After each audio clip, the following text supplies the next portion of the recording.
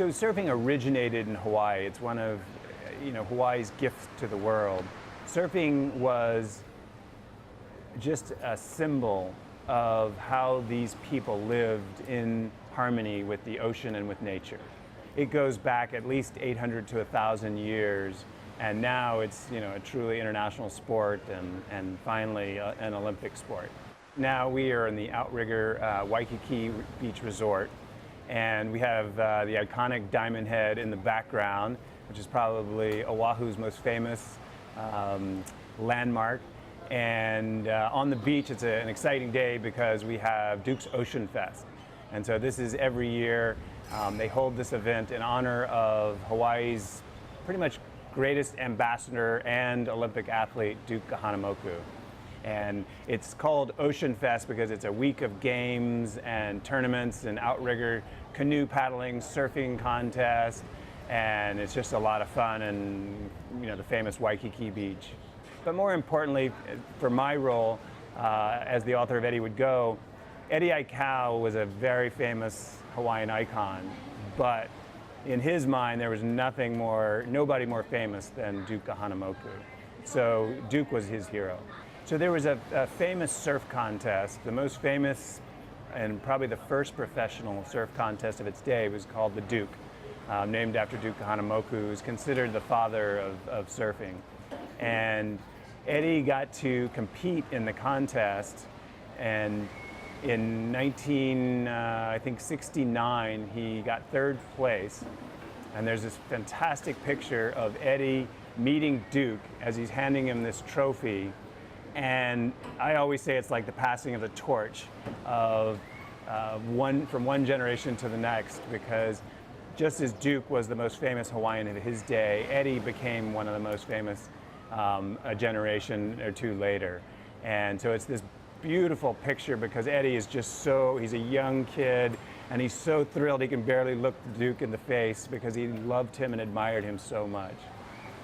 And Eddie came up around the mid-1960s and started competing.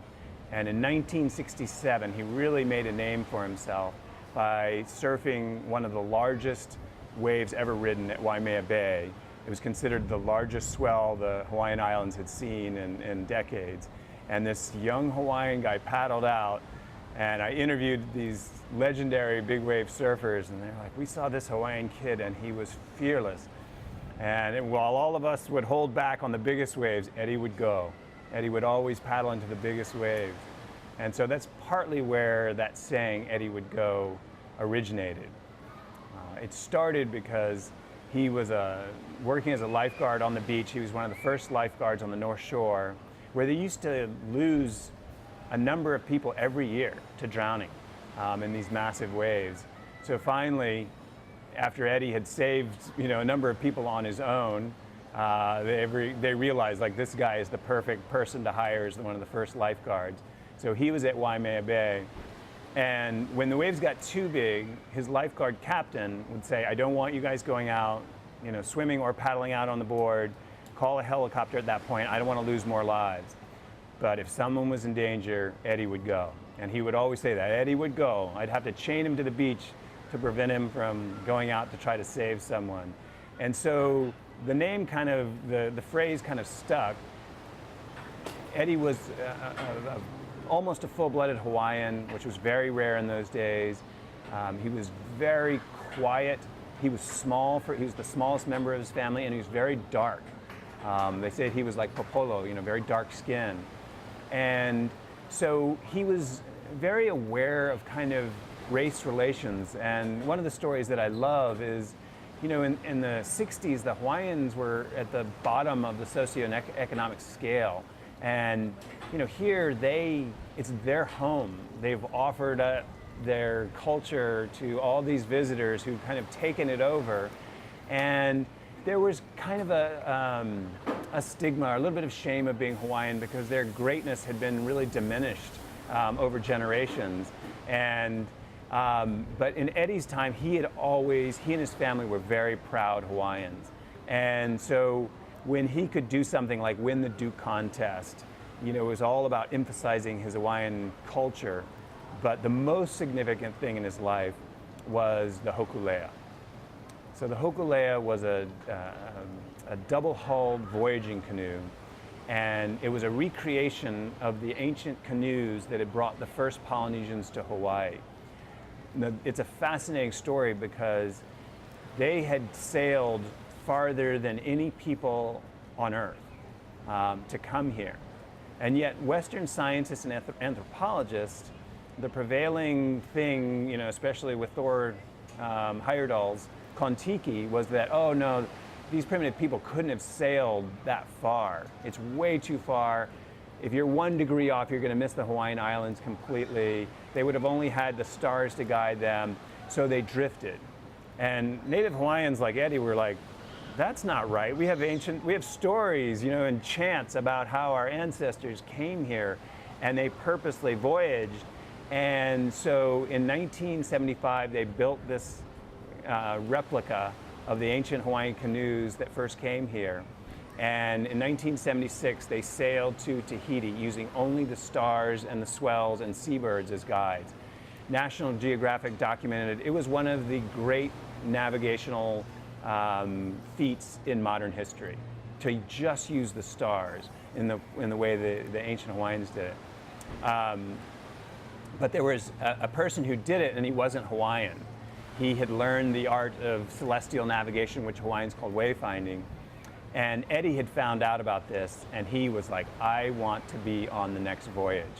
And so he really just trained, and in 1978, when they came they came around to select the crew for the next voyage, Eddie was unanimously selected. And unfortunately, they hit a storm when they were sailing, and the storm came and a rogue wave flipped over the canoe, and they're in the middle of the ocean, 15 miles from the nearest island. Their radio is fallen overboard. Their emergency beacon is floated off in the middle of the night. They're holding on to the canoe, and they didn't know what to do. And so they spent the night there. All bodies were accounted for. They're struggling on to hold on in these big swells that are just crashing against them all night long. And Eddie kept on asking the captain, let me go for help. I can paddle, because he had brought his surfboard on the canoe. He said, I can paddle to the nearest island. And the captain, knowing that you never leave the ship, said, no, I can't let you do it. Morning comes around. 2 of the crew members are really sick. One, including the captain's sister, the only woman on the canoe, has gotten hypothermia. They've been in the ocean all night, and the winds are howling, and it gets pretty cold out there. And she's starting to go in and out of consciousness. And the doctor who could help her is also in the same boat. He's like really just in bad shape. And so Eddie asked again a 3rd time, and just let me go for help. And the captain, fearing for the lives of his crew, said, okay. And so they let Eddie paddle off. The nearest island now, because they're drifting, is 16 to 18 miles away. And he paddles off into this just maelstrom of waves of wind. You can't see anything hardly. And he took off, and everybody was like, Eddie would go. Eddie, if anybody could do this, Eddie could do it, because he was such a great surfer. He was such a great waterman and lifeguard. But you have to remember, they'd been up for almost 36 hours, and they're exhausted. They haven't really eaten. And so he paddled off on March 17th and paddled off looking for help, trying to paddle to the nearest island, and was never seen again. Yeah, so it was just a tragic thing. And the rest of the crew could have easily been lost, and it's kind of miraculous that they were found. But a Hawaiian Airlines plane was late and had diverted its course to make better time. And with one of their last flares, they fired off, and the pilot said he just saw the smallest spark out of the corner of his eye. And even though he was late, he said that was something, that was an emergency flare. Turns around, they fire literally their last flare. He knows it's an emergency. flies over, blinks his lights, and then heads to Honolulu and calls the Coast Guard, radios where they are, and miraculously the rest of the crew was saved. And everybody came in just like, where's Eddie? Have you seen Eddie? You know, have you heard from him? Did he make it? And because they didn't know what happened. And so for 3 days, they launched one of the largest land, sea, and air rescue efforts in Hawaiian history. And people were combing the coastline because he was so beloved that everybody wanted to try to find, you know, and help out. And so on the on the 5th or 6th day, they finally realized, you know, that people had gotten injured looking for him. And so they called off the search, and then they had a huge memorial for him in his honor. And at that point, he just became kind of a symbol of the Hawaiian Renaissance.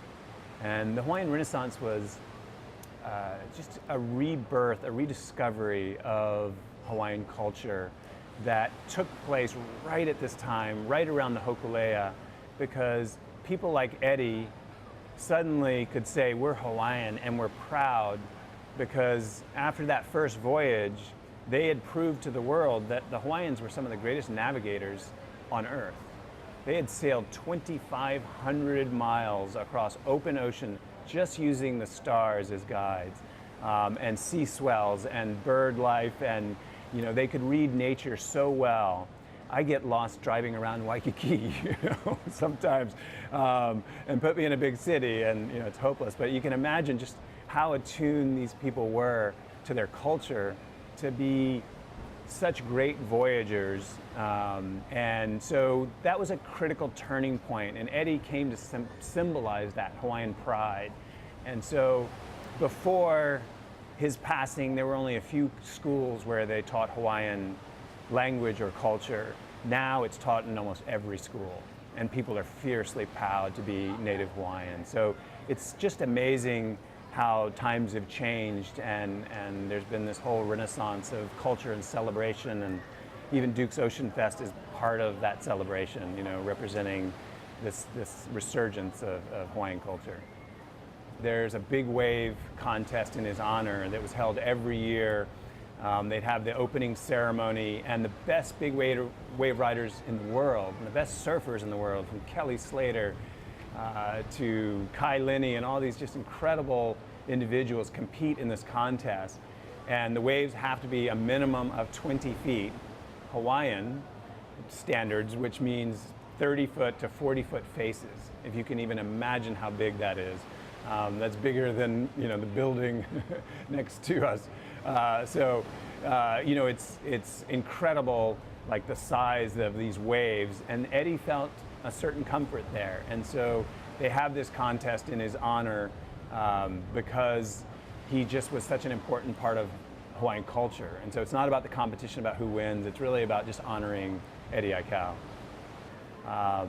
And so he, even though it was a short life, he was lost at sea when he was only 32.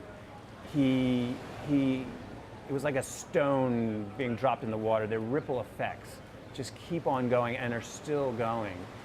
It's amazing. On the Hokulea, there's a plaque that's dedicated to Eddie Aikau, and it says, you know, quote from the Bible, from Gospel of John, "Greater love hath no man than he who would sacrifice his life for his friends."